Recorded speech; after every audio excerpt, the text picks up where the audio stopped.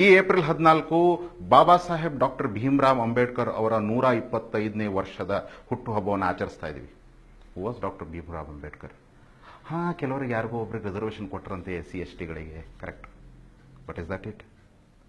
ಭಾರತದ ಈ ಮೇರು ಸುಪುತ್ರನ ಬರೀ ಇಷ್ಟ ಸಂಕುಚಿತ ಸಂಕೋಲೆಗಳಲ್ಲಿ ಬಂಧಿಸಿ ಅದನ್ನು ನೋಡೋದು ಈ ದೇಶಕ್ಕೆ ಮತ್ತು ಆ ಮಹಾನ್ ವ್ಯಕ್ತಿಗೆ ಮಾಡುವ ಮಹಾದ್ರೋಹ ಆಗುತ್ತೆ.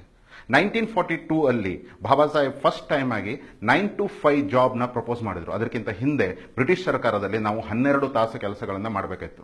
ಆದರೆ ಬಾಬಾ ಸಾಹೇಬ್ರು ಹೇಳಿದ್ರು 9 ರಿಂದ 5 ನೀವು ಕೆಲಸ ಮಾಡಿದಾಗ ಉಳಿದ 4 ತಾಸನ್ನ ವ್ಯಕ್ತಿಯೊಬ್ಬ ತಾನು ಇನ್ನೇನಾದರೂ ಓದಲಿಕ್ಕೆ, ಕಲೀಲಿಕ್ಕೆ, ಸಂಗೀತಕ್ಕೆ ಮತ್ತು ತನ್ನ ಸ್ನೇಹಿತರು ಮತ್ತು ಸಂಸಾರದ ಜೊತೆ ಸಮಯ ವಿನಿಯೋಗಿಸಲಿಕ್ಕೆ ಅವನಿಗೆ ಅವಶ್ಯಕತೆ ಇರುತ್ತೆ. ಸೊ ಹಾಗಾಗಿ ಅವನ ವರ್ಕ್ ಟೈಮ್ನ 9 to 5 ಜಾಬ್ ಆಗಿ ಮಾಡಬೇಕು ಅಂತ ಹೇಳಿ ಇವತ್ತು ನಾವೇನು ಸೇವಿಂಗ್ಸ್ ಅಂತ ಹೇಳ್ತಾ ಇದ್ರಿ, PF, DA, ಇದೆಲ್ಲವನ್ನ ಬಾಬಾ ಸಾಹೇಬ್ರೆ ಕೊಡುಗೆಯಾಗಿ ನಮಗೆ ಕೊಟ್ಟಿರುವಂತದ್ದು.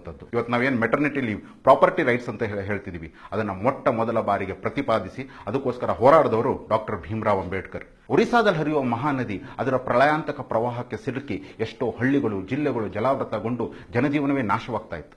1936ರಲ್ಲಿ ಸರ್ ಎಂ ವಿಶ್ವೇಶ್ವರಯ್ಯನವರು ಇಲ್ಲಿ ಒಂದು ಸಮೀಕ್ಷೆ ನಡೆಸಿ ಇಲ್ಲೊಂದು ಡ್ಯಾಮ್ ಕಟ್ಟಿಸಿದ್ರೆ ಈ ನೀರಿನ ಸೆಳೆವನ್ನು ನಾವು ಕಂಟ್ರೋಲ್ ಮಾಡಬಹುದು ಮತ್ತು ಇದನ್ನ ಬೇರೆ ಬೇರೆ ಉಪಯೋಗಕ್ಕೆ ಬಳಸ್ಕೋಬಹುದು ಅಂತ ಪ್ರಪೋಸ್ ಮಾಡಿದರು.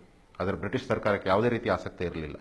ಆದರೆ 1945 ಬಾಬಾ ಸಾಹೇಬ್ ಅಂಬೇಡ್ಕರ್ ಅವರು ಹಿರಾಕುಡ್ಡಲ್ಲಿ ಡ್ಯಾಮ್ ಕಟ್ಟೋದ್ರ ಮೂಲಕ ಅದನ್ನು ಒಂದು ಮಲ್ಟಿಪರ್ಪಸ್ ಪ್ರಾಜೆಕ್ಟ್ ಡ್ಯಾಮ್ ಮಾಡಬಹುದು, ಅದರಿಂದ ನೀರಿನ ಸೆಳವನ್ನು ನಾವು ಕಂಟ್ರೋಲ್ ಮಾಡಬಹುದು, ಇದರ ಜೊತೆಗೆ ವಿದ್ಯುತ್ ಉತ್ಪಾದನೆ ಮೂಲಕ ದೇಶದ ಭವಿಷ್ಯವನ್ನು ನಾವು ರೂಪಿಸಬಹುದು ಅಂತ ಹೇಳಿ ಹಿರಾಕುಡ್ನಲ್ಲಿ ಡ್ಯಾಮ್ ಕಟ್ಟಿಸುವ ಪ್ಲಾನಿಂಗ್ ಮತ್ತು ಎಕ್ಸಿಕ್ಯೂಷನ್ಗೆ ಅವರೇ ಅಡಿಪಾಯ ಹಾಕಿದರು. ಅದರ ನಂತರ ದಾಮೋದರ್ ವಲ್ಲಿ ಪ್ರಾಜೆಕ್ಟ್, ಬಾಖ್ರಾ ನಂಗಲ್, ಇಲ್ಲೆಲ್ಲದರಲ್ಲೂ ಅಂಬೇಡ್ಕರ್ ಅವರ ಕಾರ್ಯವನ್ನ ನಿಚ್ಚಳವಾಗಿ ನಾವು ಕಾಣಬಹುದಾಗಿದೆ. ಇವತ್ತು ನಮ್ಮ ದೇಶದ ಆರ್ಥಿಕತೆಯನ್ನು ಸಂಪೂರ್ಣವಾಗಿ ನಿಯಂತ್ರಿಸ್ತಾ ಇರೋದು RBI, reserve bank of India. ಆದರೆ ರಿಸರ್ವ್ ಬ್ಯಾಂಕ್ ಆಫ್ ಇಂಡಿಯಾ ಹೇಗೆ ಸ್ಥಾಪನೆಗೊಂಡು ಅಂತ ನಿಮ್ಗೆ ಗೊತ್ತಾ?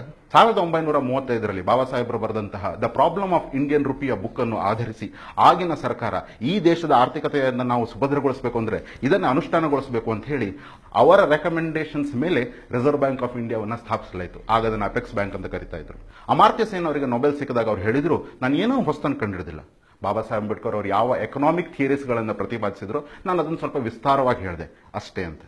ಬಾಬಾ ಸಾಹೇಬರ ಅಕಾಡೆಮಿಕ್ ಕ್ವಾಲಿಫಿಕೇಶನ್ಸ್ ನಾವು ಲಿಸ್ಟ್ ಮಾಡ್ತಾ ಹೋದರೆ ಅದಕ್ಕೊಂದು ಪೇಪರ್ ಸಾಲಲ್ಲ, ಒಂದಿಡೀ ಮೆನು ಕಾರ್ಡ್ ಬೇಕಾಗುತ್ತೆ. ಕೊಲಂಬಿಯಾ ಯೂನಿವರ್ಸಿಟಿಯಲ್ಲಿ PhD ಮತ್ತು LLD, London school of economics ಅಲ್ಲಿ MSc, DSc, ಜರ್ಮನಿಯಲ್ಲಿ ಓದು, barrister of law, Osmania ಯೂನಿವರ್ಸಿಟಿಯಿಂದ D.Litt.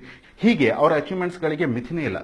ಅವರೊಬ್ಬರು ಸಂಪಾದಕರಾಗಿದ್ದರು, ಒಬ್ಬ ಎಕನಾಮಿಸ್ಟ್ ಆಗಿದ್ರು, ಒಬ್ಬ ಲಾಯರ್ ಆಗಿದ್ರು, ಒಬ್ಬ ಸಮಾನತೆಯ ಹೋರಾಟಗಾರರಾಗಿದ್ರು, ಎಲ್ಲಕ್ಕಿಂತ ಹೆಚ್ಚು ಭಾರತದ ಪ್ರಪ್ರಥಮ ಲಾ ಮಿನಿಸ್ಟರ್ ಆಗಿದ್ರು. 1940 ಮತ್ತು 50ರಲ್ಲಿ ಯಾವಾಗ ಎಲ್ಲರೂ ಎಲ್ಲ ಉದ್ಯೋಗಗಳು ಮತ್ತು ಉದ್ಯಮಗಳು ಸರ್ಕಾರದ ಅಡಿಯಾಳಾಗಿರಬೇಕು ಅಂತ ಹೇಳ್ತಾ ಇದ್ರು, ಆಗ ಬಾಬಾ ಸಾಹೇಬರು ಫ್ರೀ ಮಾರ್ಕೆಟ್, ಗೋಲ್ಡ್ ಸ್ಟ್ಯಾಂಡರ್ಡ್ ಮತ್ತು ಎಲ್ಲರಿಗೂ ಉದ್ಯೋಗ ಮತ್ತು ಉದ್ಯಮದಲ್ಲಿ ಇನ್ವೆಸ್ಟ್ ಮಾಡ್ಲಿಕ್ಕೆ ಅವಕಾಶ ಸಿಗಬೇಕು ಅಂತ ಮಾತಾಡ್ತಾ ಇದ್ರು. ಅವರು ಗೋಲ್ಡ್ ಸ್ಟ್ಯಾಂಡರ್ಡ್ ಮೇಲೆ ತುಂಬಾ ನಂಬಿಕೆ ಇಟ್ಕೊಂಡು ಯುರೋಪಿಯನ್ ಕರೆನ್ಸಿಗಿಂತ ಭಾರತದ್ದೇ ಸ್ವಾಯತ್ತವಾದ ಕರೆನ್ಸಿ ಬರಬೇಕು ಅನ್ನೋದ್ರ ಬಗ್ಗೆ ತುಂಬಾ ಕನಸು ಕಂಡಿದ್ರು. 2013-14ರಲ್ಲಿ ಕೊಲಂಬಿಯಾ ಯೂನಿವರ್ಸಿಟಿ ಒಂದು ಸಮೀಕ್ಷೆ ನಡೆಸಿತು. ಅವರ 250 ವರ್ಷದ ಸುದೀರ್ಘ ಇತಿಹಾಸದಲ್ಲಿ ತಮ್ಮ ಯೂನಿವರ್ಸಿಟಿಯ ಶ್ರೇಷ್ಠ ವಿದ್ಯಾರ್ಥಿ ಯಾರು ಅನ್ನೋದನ್ನ ಅವರು ಮನಗಾಣಲಿಕ್ಕೆ ಒಂದು ಸಮೀಕ್ಷೆ ನಡೆಸಿದ್ರು.